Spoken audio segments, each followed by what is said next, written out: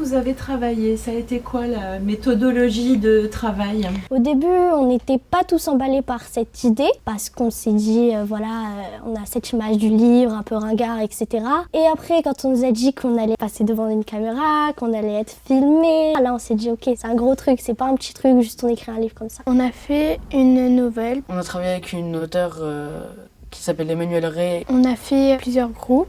Et on devait écrire l'histoire. On n'a pas été trop d'accord sur l'histoire, mais on a fini par se mettre d'accord. Et on voyait ce qui allait pas, ce qui allait, ce qu'on devait changer. Et puis le résultat est plutôt bien. Est-ce que tu peux me faire un résumé de cette nouvelle? C'est l'histoire d'un frère et une sœur, Trice et Victoire. Il faut savoir que la sœur est sourde et muette. Tout va dériver dans leur vie à cause d'un virus. C'est un virus qui se transmet par le son. Le garçon était dans sa salle d'enregistrement, donc il n'a pas pu entendre ce son. Et du coup, vu qu'ils ne sont plus que eux deux, ils vont essayer de découvrir ce qui s'est passé. Ils vont essayer de trouver du monde et résoudre ce problème. Un jour, ils étaient dans un magasin. La fille, elle a trouvé un téléphone. Il sonnait et c'était un appel de l'Angleterre qui disait si vous avez survécu au virus, vous pouvez nous rejoindre à un endroit précis. Ils ont pris le train pour aller rejoindre les survivants. Ça peut être une bonne fin et en même temps une mauvaise fin, selon la pensée des lecteurs. Vous aviez une contrainte?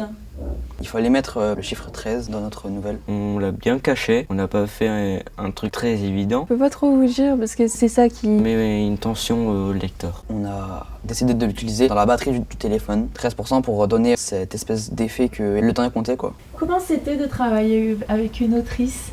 C'est une autrice qui s'appelle Emmanuelle. Elle nous a beaucoup aidés pour la nouvelle. C'était impressionnant parce que ça nous a fait découvrir un métier. Elle nous a beaucoup aidés dans la recherche des mots. Ça nous a montré une autre manière d'écrire, comment elle écrivait. Il y avait un groupe qui se chargeait d'écrire le début. On avait un scénario. Elle n'était pas vraiment derrière nous.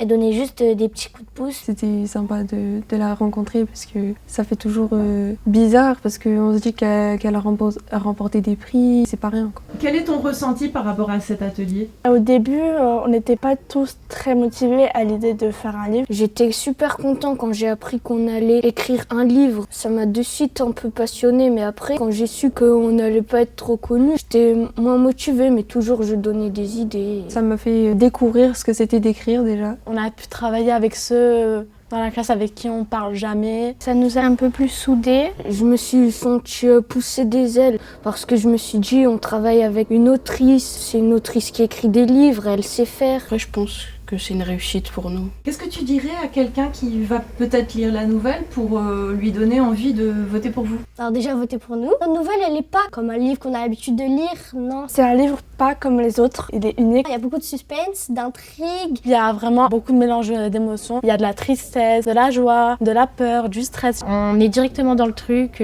C'est pour les jeunes de notre âge. Ça peut intéresser tout âge. Pour une classe, on a bien réussi à tous s'entendre et faire une belle œuvre, je pense. Ça serait bien comment on atterrit sur le podium. Votez pour nous. Votez pour nous. Votez pour nous, hein.